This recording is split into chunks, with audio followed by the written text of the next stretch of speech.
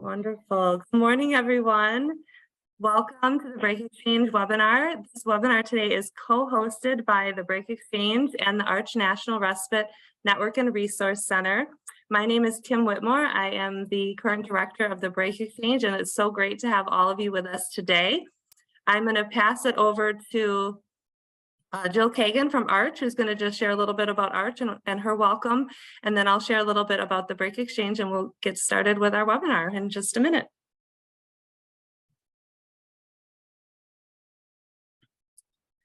Oh, Jill, I think you're muted. So sorry about that. There you go. Good morning, everybody. It's really great to see all of you. For the few of you that I don't know who might not be familiar with Arch, we are a federally funded national training and technical assistance resource center. We provide information and support to family caregivers, respite providers, the state Lifespan Respite grantees, state respite coalitions, and all of their partners, and basically anyone who's interested in learning more about or using respite.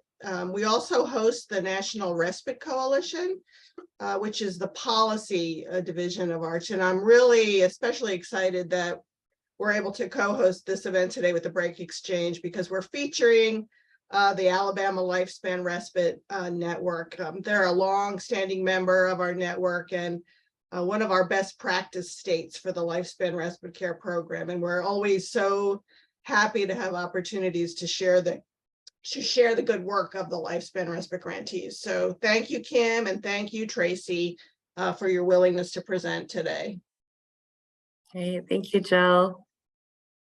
So for those of you who aren't familiar with the Break Exchange, I just want to share a little bit about who we are and what we do. So BREAK stands for Building Respite Evidence and Knowledge, and we are an international group of researchers, respite providers, agencies, and really any individual who is interested in building a culture of evidence-based respite care across the globe.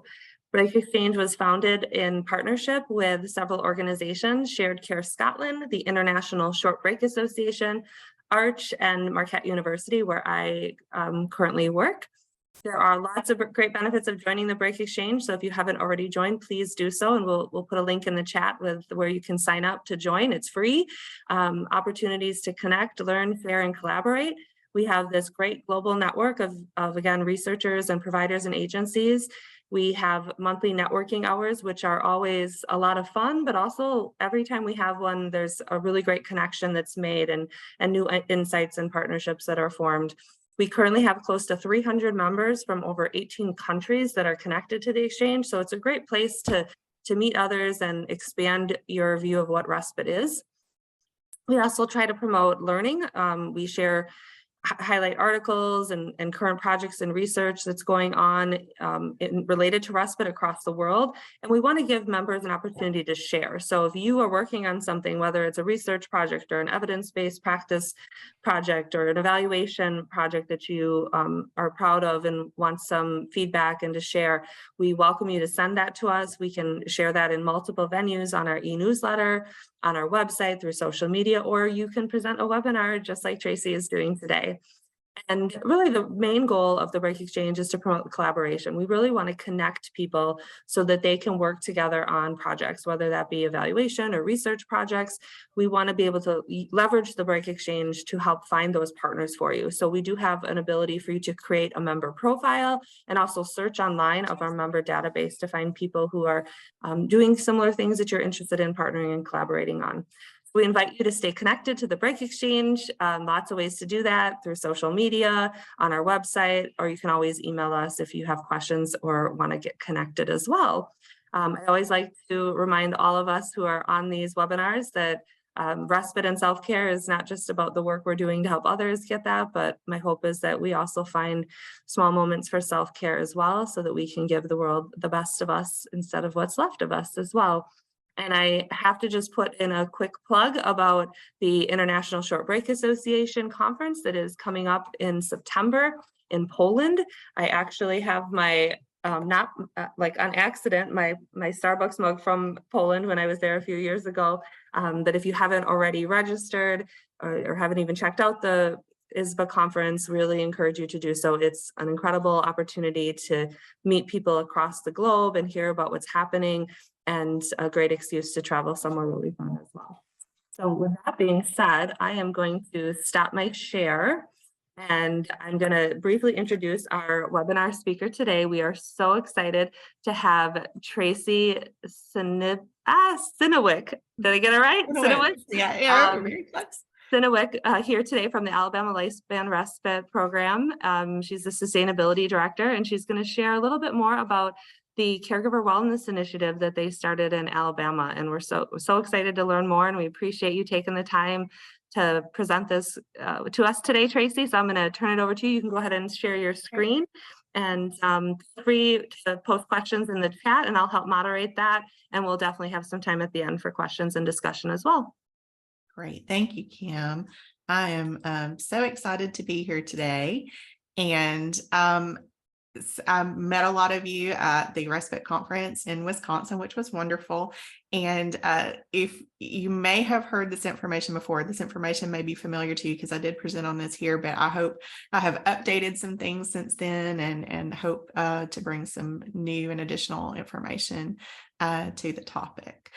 So again, I'm Tracy Sinowitz, and I've worked in the disability field for 16 years with United Cerebral Palsy of Huntsville in Alabama. We're a nonprofit serving individuals across the lifespan who currently represent 188 diagnoses, as well as their caregivers and the community professionals who work alongside them.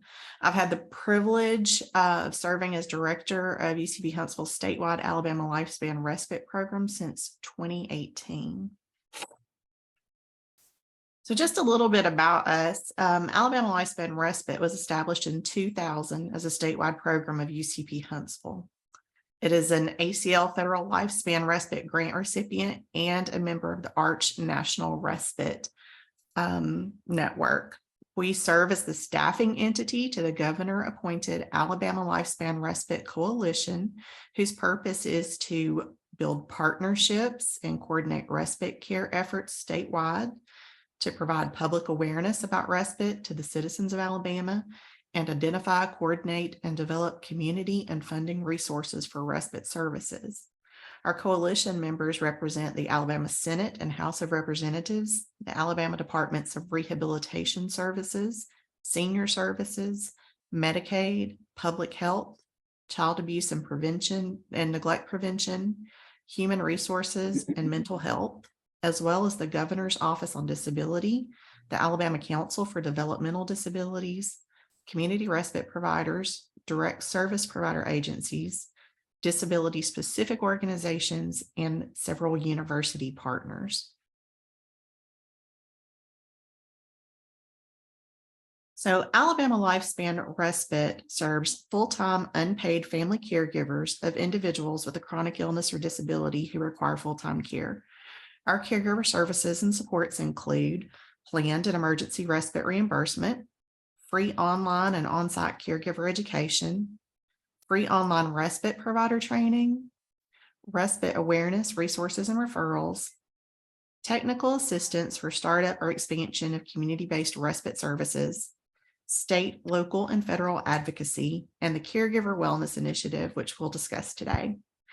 We also partner with the Alabama Department of Senior Services, all 13 Alabama area agencies on aging, the Alabama Department of Mental Health, the Alabama Department of Child Abuse and Neglect Prevention, and the Alabama Department of Children's Rehabilitation Services to deliver personal choice option respite to their caregivers statewide through our respite reimbursement service. These partnerships allow us to reach and connect with a diverse population of caregivers statewide and offer them all of the services listed here.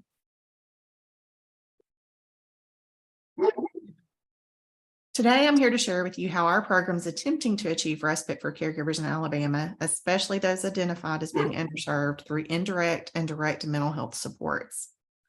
According to research reported by the Family Caregiver Alliance, caregivers show higher levels of depression, suffer from higher levels of stress and frustration, and have lower levels of self-care. Additionally, female caregivers are at a much higher risk of mental and physical consequences than their male counterparts. Currently, more than 90% of the caregivers enrolled in Alabama Lifespan Respite's reimbursement program are female. Research shows that supporting caregivers with information and resources, which is one of the core at the core of our mission for Alabama Lifespan Respite, can help them maintain and improve their mental health. Through one-on-one caregiver supports and surveys of approximately 2,000 caregivers we serve statewide, Alabama Lifespan Respite identified lack of emotional and mental health supports for caregivers in underserved populations as a growing problem prior to the spring of 2020. But this deficiency was alarmingly amplified in the wake of the pandemic. In response, Alabama Lifespan Respite quickly developed and implemented a variety of indirect and direct mental health supports for caregivers statewide, especially those identified as underserved, including veterans, minorities, the elderly, and residents in rural and medically underserved areas of Alabama.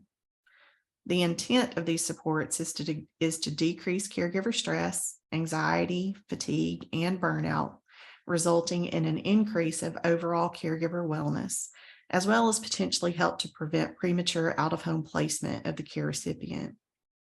Today, I will share examples of these indirect and direct mental health supports for replication or to possibly inspire ideas to create similar mental health supports for underserved caregivers in your communities. And I just wanted to point out this beautiful lady is Big Mama, who has dementia, and this is her robotic dog, Prince. We were able to provide Prince for her as a form of respite to her caregiver. And it's a lovely story. I love to talk about Big Mama. She has a sister and about the same age. And when Big Mama got Prince, her sister, was amazed that that's what Big Mama had named her robotic dog, because she can't remember who her family is or, lots of other things, but they had a puppy when they were kids and his name was Prince. So she remembered that and related that back to her robotic pet now. And that just amazed and thrilled her sister that she could remember that. So anyway, I just love to share that story about Big Mama and her pretty smile and her sweet little dog. So how did we further identify the need for mental health supports in 2020? Our respite staff made welfare phone calls and were able to check in on approximately 800 caregivers on our program during the height of the pandemic. Respite staff quickly learned that stress was running high, nerves were wearing thin, and some caregivers, especially those in rural areas, might go for days or even weeks without talking to anyone other than their care recipient. This slide represents words and phrases we heard repeatedly when we asked caregivers, "How are you doing?" Caregivers were tired, overwhelmed, stressed, unhappy, angry. They felt alone, and some felt judged by the other family members for seemingly doing either too much or too little for their care recipient. While most caregivers said they simply needed and wanted someone outside of their home to talk with, many caregivers also expressed the need for professional mental health support. Simultaneously, our applications for emergency respite began to significantly increase, citing overwhelming stress, burnout, and mental health crisis as the reason for application. Caregivers were struggling because they had lost the one thing that gave them a brief reprieve from the endless demands of caring for their loved one all day, every day, a short respite break. It became our immediate goal to find new ways to support these caregivers' mental health while working within the restraints of COVID restrictions. One of the wonderful things about Alabama Lifespan Respite is our ability to respond to caregiver needs in real time. So we immediately began offering scheduled care chats for caregivers to talk with one of 3 social workers on our staff for up to 30 minutes each week, either by phone or by Zoom.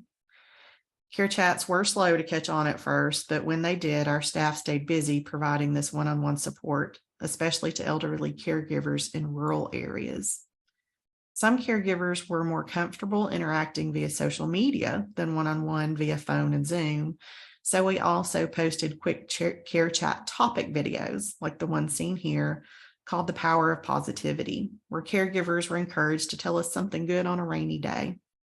This was particularly effective as an outreach and support tool for younger caregivers who receive information primarily through social media and Facebook for the Gen Xers like me, but also through Twitter and Instagram and TikTok. So we reached out on all those platforms to be able to communicate with our younger audiences.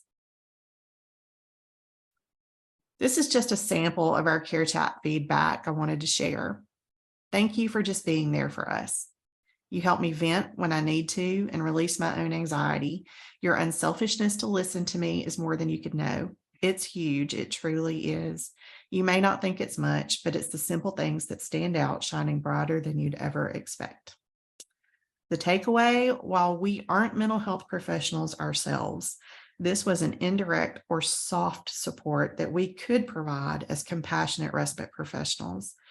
It also gave us one-on-one time with caregivers to hear more about their caregiving journeys and then connect them with additional resources, referrals, and supports as needed.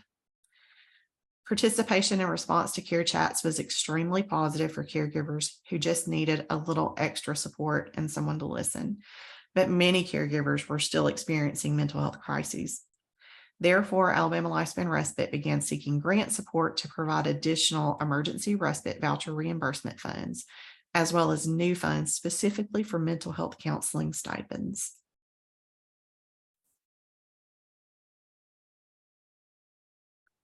It goes without saying that grant seeking is often a long process, as I'm sure you all know. So Alabama Lifespan Respite continued to expand its indirect mental health supports through existing funded program services until direct mental health supports could be funded. We brainstormed as a staff and talked about things that personally make us happy when we need support, and the conversation kept circling back to acts of giving. We learned during Mental Health Awareness Month in May that being in nature, breathing fresh air, and feeling the sunshine on your skin are simple but important ways to support mental health. So Alabama Lifespan Respite staff and my young daughter created and mailed summer fun caregiver care packages to nearly 300 caregivers on our program who live in the most rural and isolated areas of the state. We gifted them with flower seeds to plant, sunglasses, a hand fan because it's pretty hot in Alabama during the summer, y'all. A bright yellow package of juicy fruit gum, which absolutely smelled amazing when the care package was opened, and a few fun activities to do on the porch while sipping lemonade. We wanted to engage all of their senses and encourage them to take a physical and mental health break outdoors whenever they had the opportunity. The care packages were a total surprise for our caregivers. We received so many phone calls, emails, and cards from caregivers who were very grateful to have received them, as the slide illustrates. The caregivers who previously said they felt unhappy now had a little something to brighten their day. The caregivers who said they felt alone now knew that someone was thinking of them. The caregivers who felt judged were reminded that encouragement and support were available to them in their caregiving journey. The takeaway, the care packages weren't groundbreaking or innovative, but they were certainly an effective and meaningful indirect support tool for mental health. I kept each thank you card and email we received to remind us that these small acts of kindness can make a big impact.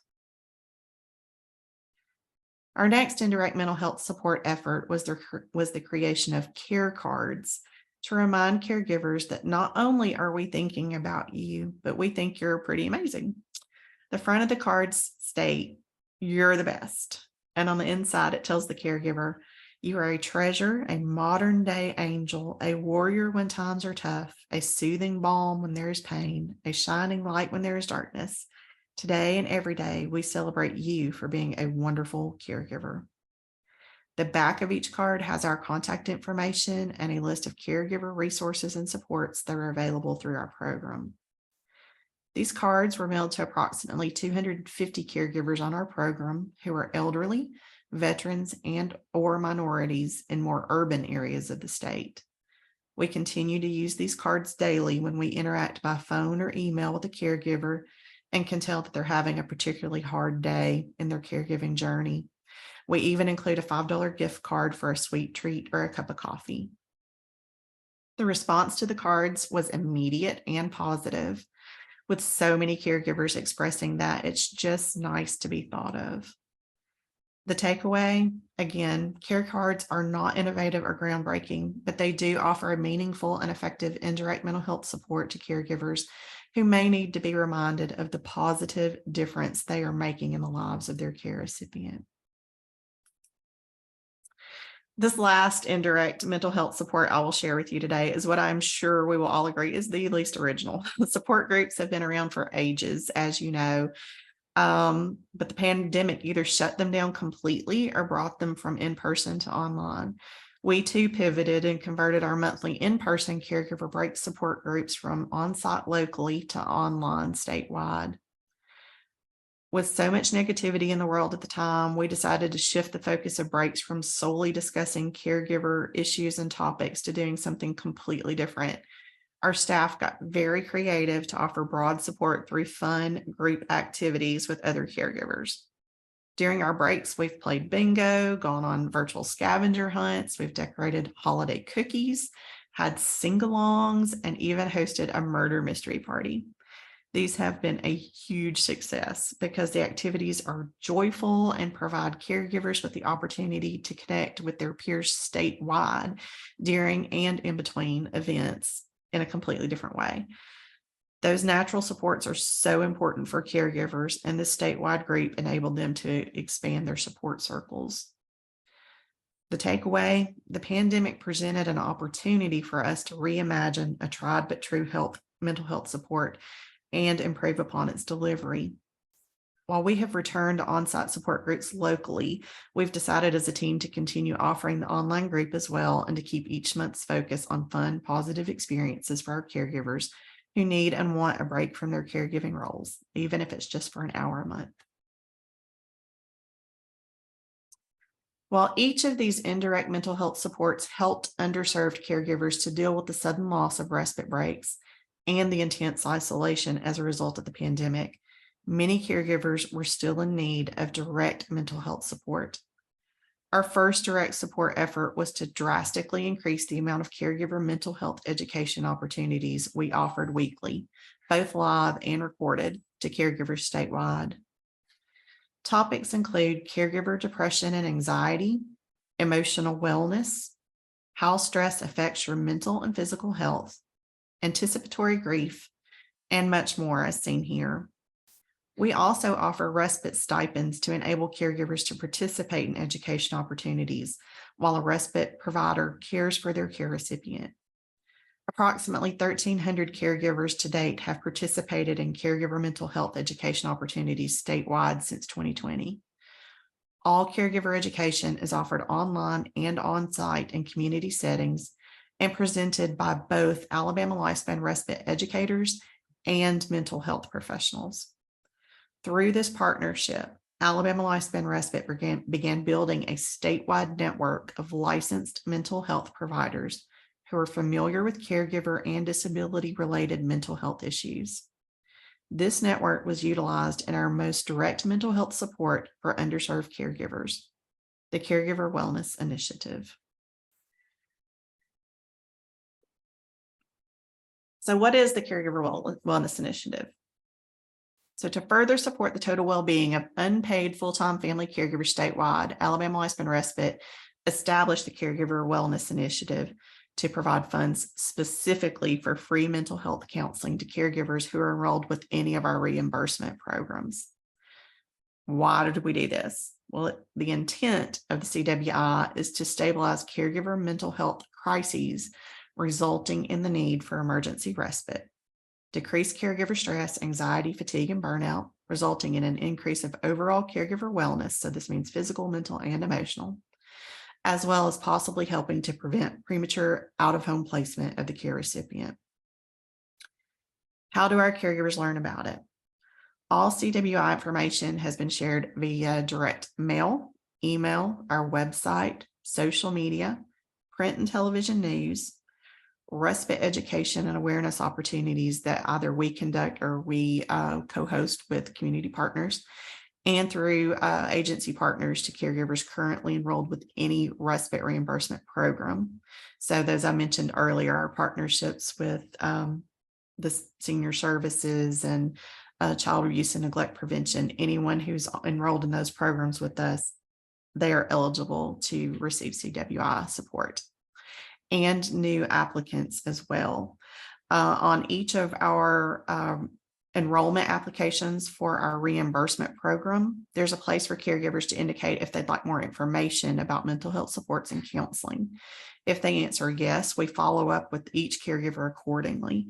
Additionally, if a caregiver who isn't enrolled with our reimbursement program applies for CWI, we follow up with each caregiver to see if they need respite and qualify for our program. So how is all of this funded? Those grant seeking efforts I mentioned earlier paid off. CWI is now funded by federal, state, and local grants. So like I said, we were in grant writing season, did a lot of grant writing, and had great response from all of our partners. So how does the program work?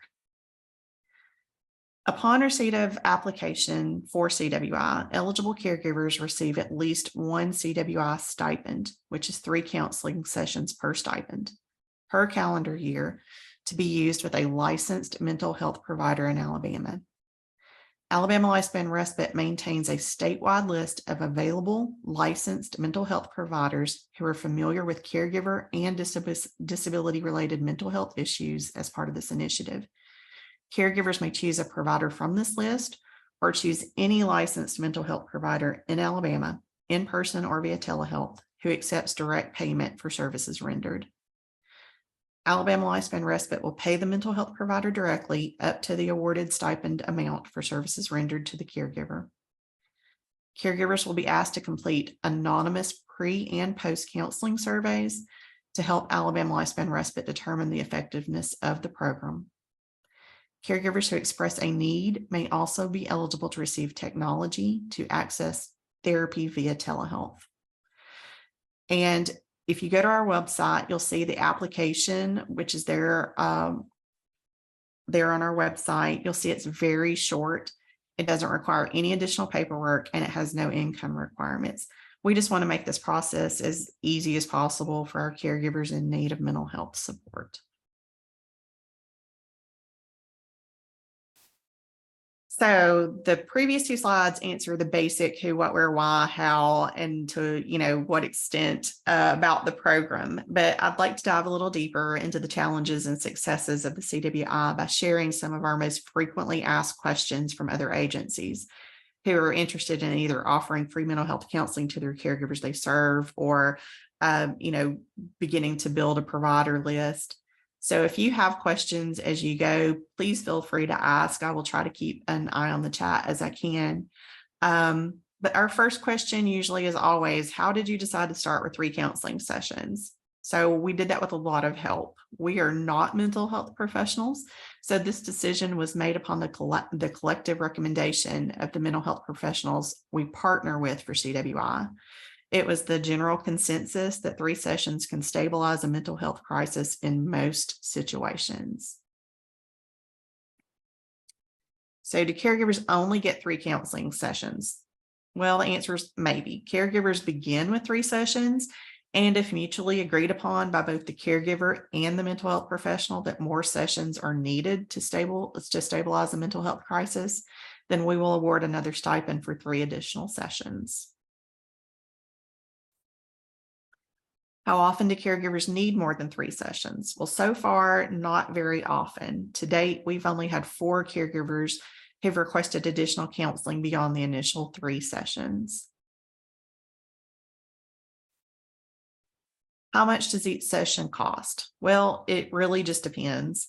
The cost varies per provider, but we receive those rates in advance through a memorandum of understanding, through MOU or MOA, with each provider on our list.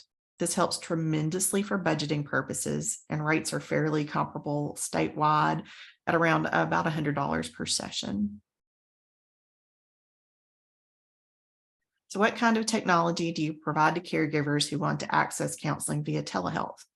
We give them tablets. So through a pharma grant, we're able to gift a Wi-Fi enabled Zoom ready tablet to caregivers who need one.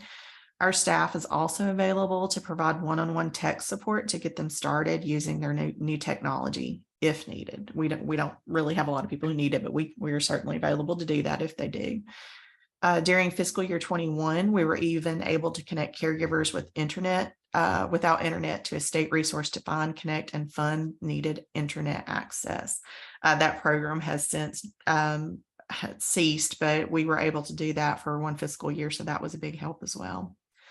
The tablet is theirs to keep and hopefully provides an additional means of respite through social and entertainment engagement online. And we also, they can participate in our online caregiver support groups and education with it as well.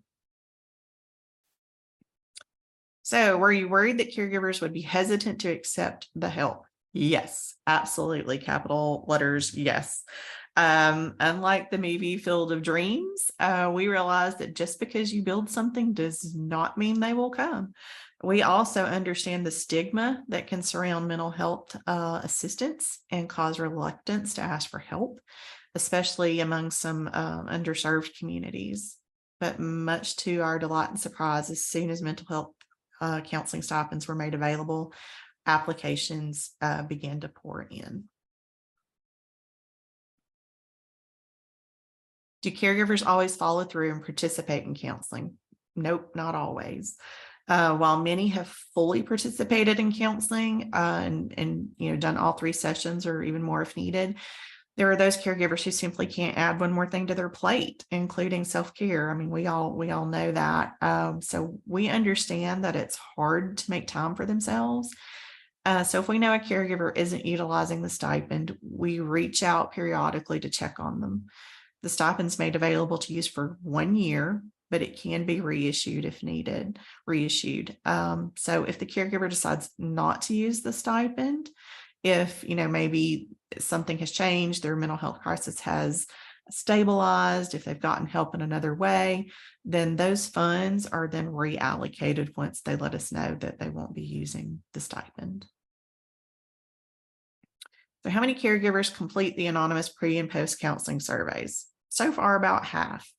Of course, we all love data, and it would be ideal for every caregiver to complete the surveys, but it was important to us to make the surveys completely voluntary and anonymous, no strings attached.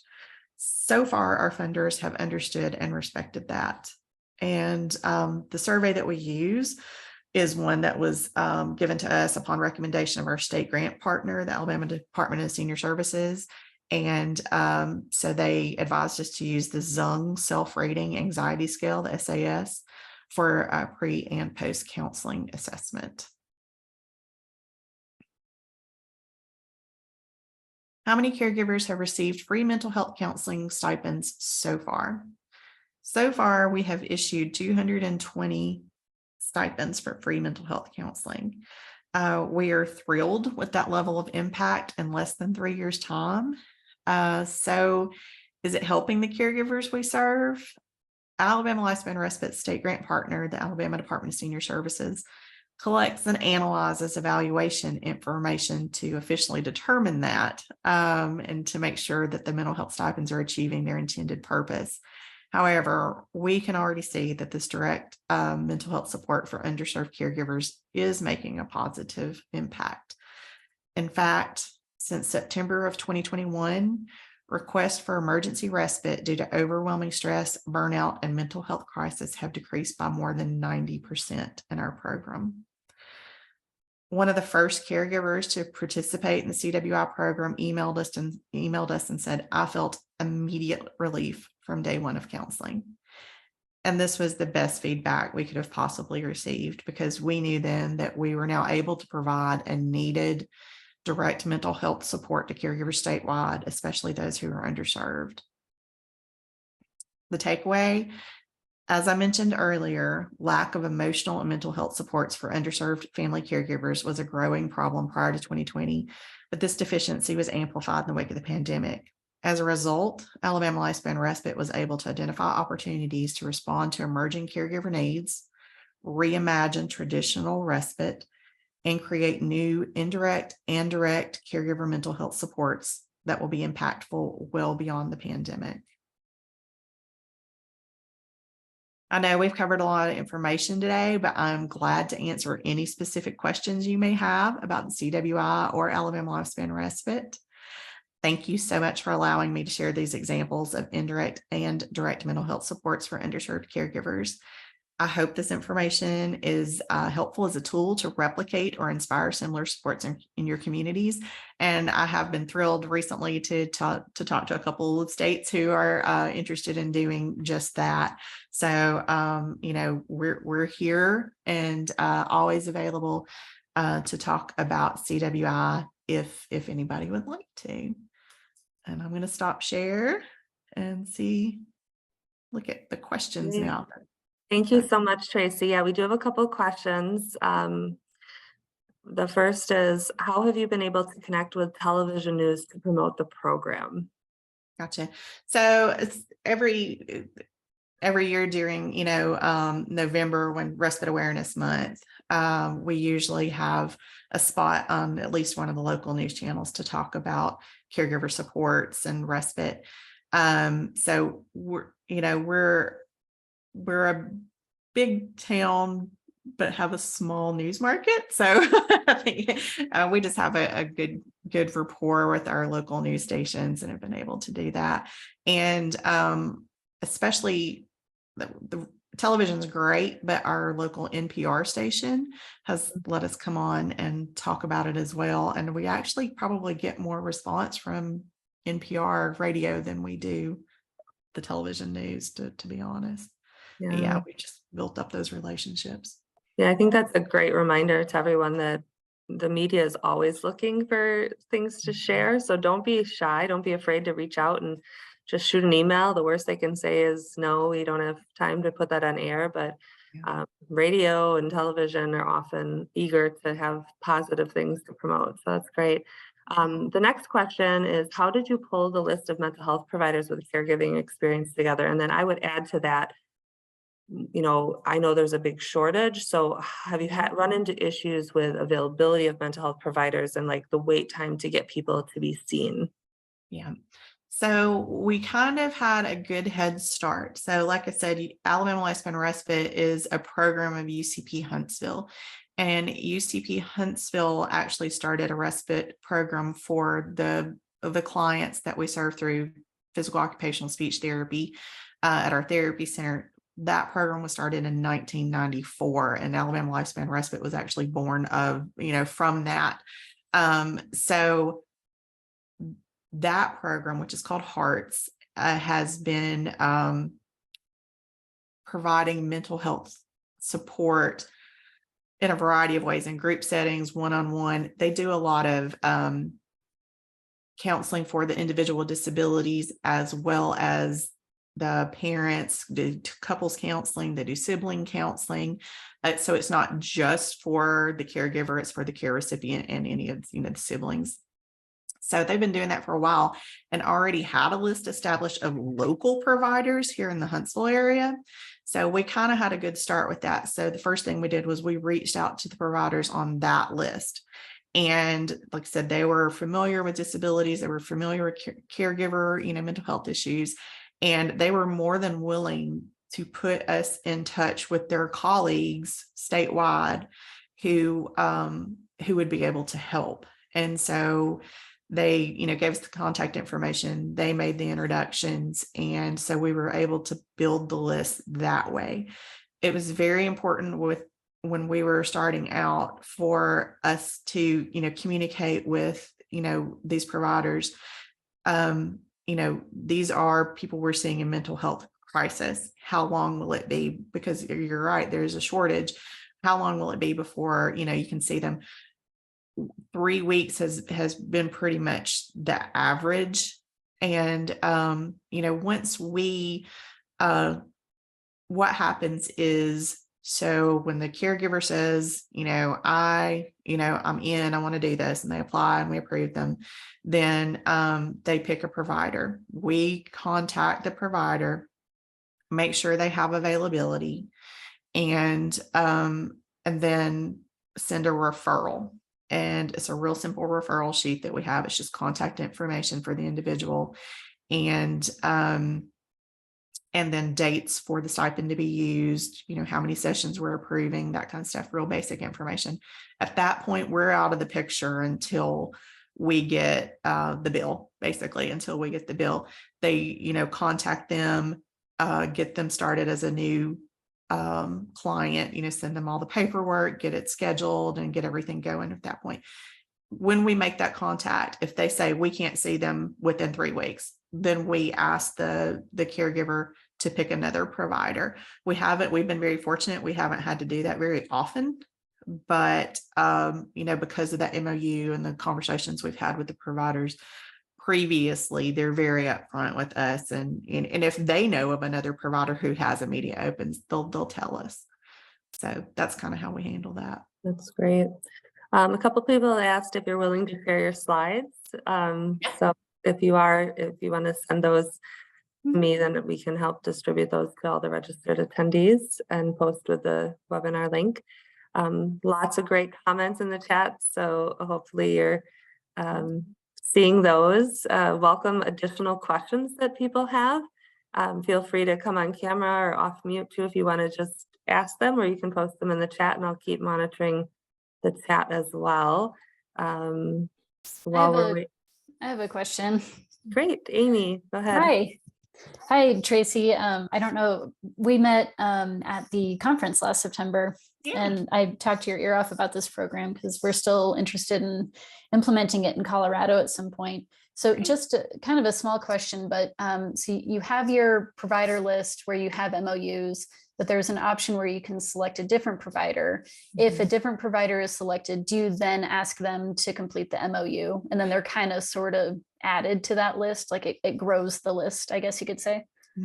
Yeah, we I can only think of one off the top of my head who hasn't been interested enough to enter in the MOU with us. And it was just, we sent them the information and they never got back with us, but most of the rest of them were like, oh, okay, sure, we'd love to do that. And, then we get them added to the list. But yeah, we haven't had a lot of caregivers who already had someone identified. Most do pick off the list, but like I said, it's absolutely fine if they already have a provider identified. Okay. And then a follow-up to that. So the list, if I'm a caregiver and I'm looking at this long list, I can imagine that would be like, oh God, I don't know, just tell me who to go to. Yeah. Is there kind of like maybe some brief information about like specialty areas or experience or things like that that's available to help the caregiver select, or is it basically just a list of names?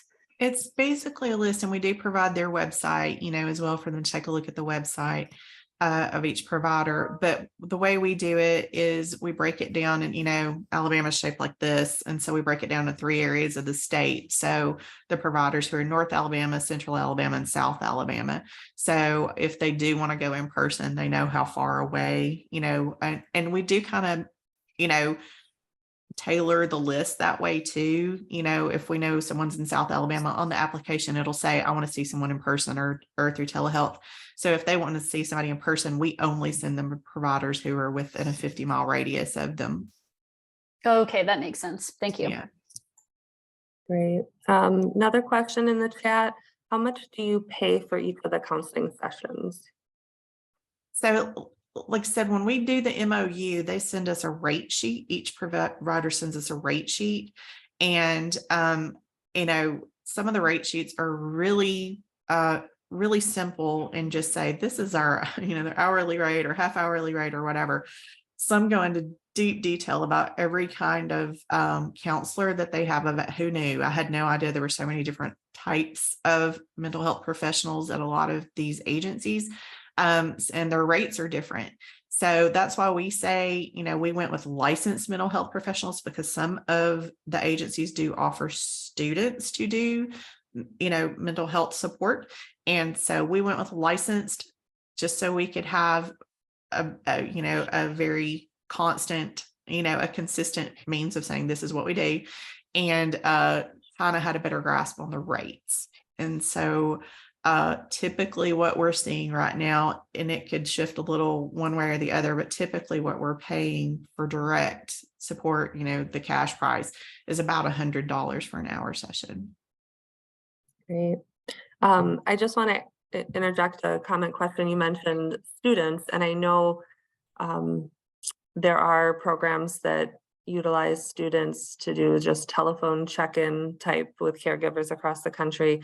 Have you looked into or thought of having a partnership with a university that has psych students or social work students that might be able to expand this at maybe a lower cost? Is that an option or something you've considered?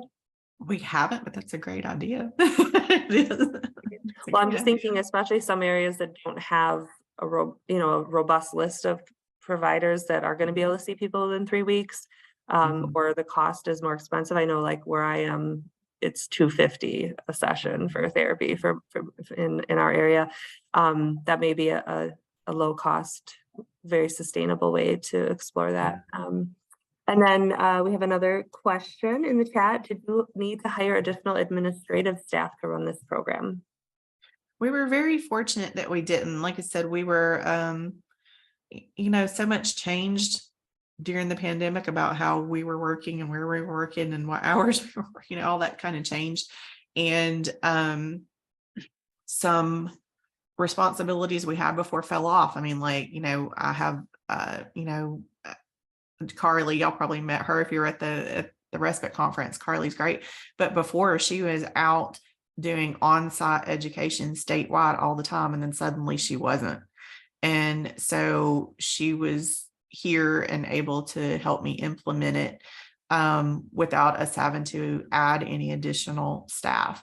Since that time, we have added another staff member, not for that particular purpose, but it took some responsibilities off of existing staff to free them up to be able to do this. So no, we haven't hired anyone. All the funds, that we have gotten for it, that we've secured for it through grants so far, 100% of it goes directly to the mental health counseling, because we're able administratively through other state appropriations and things to support the staffing part of it. That's amazing. I don't see any other questions right now. I have a question. Given that this is Break Exchange, I have to ask the research evaluation question. So you mentioned that you're using, it sounds like, a validated scale for your pre-post test. And I'm wondering who is doing that analysis, and have you thought of partnering with a researcher, academic partner to expand your evaluation at all? Is that of interest to you? So actually the respite grant that we have, the federal Lifespan Respite grant, is with the Alabama Department of Senior Services, and then we contract with them to carry out all of the respite work we do. And so at the state level, they do have an in-house evaluator from the University of Alabama who evaluates all of our data for everything. So that's who takes care of that. Fortunately, I'm so glad I don't have to be part of that. That's great. Well, we'd shoot love it to them to him come and share more about the evaluation at some point, because I think that's great that you have a partner to do that. And that's something I'll just again put in a plug for the Break Exchange. If you're interested in doing this program and you don't have a natural evaluation partner, the Break Exchange is a place where you can come and try to find one. So for those who are looking at replicating this program in their own state, think about connecting back to the Break Exchange to see if you can find someone to help support that. Another question, Jill Kagan asked, are you still using Lifespan Respite grant funds for this initiative? I am. So, our current 3-year grant will, we're in the last fiscal year for it. So that'll be over, August 31st. And so currently, yes, I am still using using respite funds for that. And that is something we hope to continue, when it's time to write for the next 3-year grant. So yeah, we are still using those funds. We just rolled it into our emergency funds is basically what we did, and wrote in that it would be used for mental health crises for mental health support. Great. Any other questions or comments? Again, feel free to post them in the chat or unmute or come on camera if you want to say hi or have a comment. I see a hand up from Donna. Hi, I was just wondering for your grants from the respite program, when you're doing those packets that have, the really nice packets for the wellness packets, are those covered under those grants, or this is you using outside funds? So just the materials that we send to the caregivers. Mm-hmm. Yeah, we like I said, we have a variety of different funding streams, but yes, we do have a state appropriation that covers all of our overhead, all of our admin, and all of the stuff that grants don't like to pay for. We have a state appropriation that helps us pay for that. And then are you able to use the respite funds to purchase those the gift certificates or no? So that's also, those gift certificates that we have are also through a pharma grant. Our pharma partner here in Alabama is very generous, and once a year they say, they kind of say, well, tell us what you need. And so we, we're very thoughtful through the year to think of things that grants don't cover. Grants don't cover food and gift certificates and things like that typically. But this farmer grant it's kind of unrestricted funds. We just kind of give them, we say, hey, we're doing a caregiver event. We need it catered. And, we'd like to buy Starbucks gift cards to send out to our caregivers who are having a bad day, that kind of thing. And so we're very fortunate to have that relationship with our farmer representative locally to help fund, cover those kinds of expenses that traditionally aren't covered by other grants or funding streams.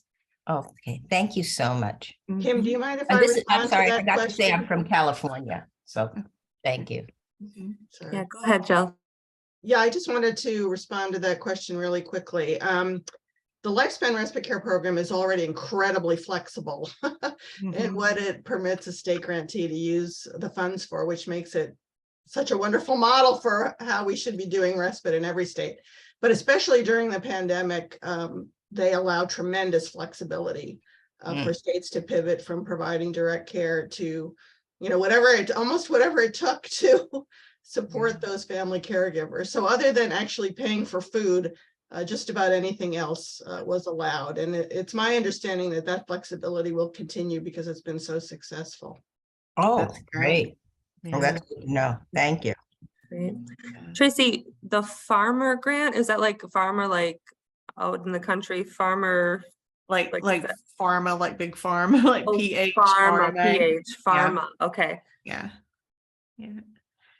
So yeah, like I said, they've been really, really great to do things like that for us. But with our respite, with our Lifespan Respite grant, we try everything possible to, and like Jill said, there is wonderful flexibility with it, but just in our own budgeting, we try to, as much as possible, make those funds available for direct respite to our caregivers, whether that be emergency mental health or respite reimbursement, and then use our state funds to cover overhead. That's just our model. And we know everybody, doesn't do that. We're fortunate to have good state support to cover that overhead and free up the funds for direct care for the caregivers. Great. So Tracy, I see a lot of comments in the chat and heard from some of the comments as well that there are states interested in replicating pieces of this. And so I'm wondering, is there an interest in getting those people who are interested in doing this together? Is that something we can help facilitate and support, like a smaller group of people who are interested to do more in-depth Q&A and work through some of like the logistical questions? And if so, would you be willing to come back and maybe Yeah. have a TA session for those interested in learning more? Absolutely. And glad to help. And, I would love to see people to be able to take this and do bigger, better things with it. We just started small and, but yes, anything we could do to help replicate Yeah. this in other states and help our caregivers, be glad to do. Yeah, I say one thing you could consider, again, I'm an academic, so I always plug the academic partnerships, but perhaps there could be a partner that would help you develop a replication manual Yeah. that then could be broadly disseminated throughout the Arch network. So something to think about, and reach out to the University of Alabama if there's someone that could help support that. Great Or idea. put it into your next lifespan grant application as That's as a right. funded initiative. So Yeah. great. Looks like lots of great comments and thank yous in the chat. So make sure you take a look at those, Tracy. Again, thank you so much for sharing this Welcome. wonderful program. It's so great to see all the things you're doing. Very inspiring and exciting to hear other states interested in replicating this as well. We did record this, so those who joined a little late, we will be posting the recording of this on our website, both the Break Exchange and the Arch website, and sharing Tracy's slides. And so look for those. But again, we really appreciate you taking the time today, and thank you for joining the Break Exchange webinar, again, co-hosted by the Break Exchange and the Arch National Respite Network. So thanks so much, and I hope you all enjoy the rest of your day. Thank you.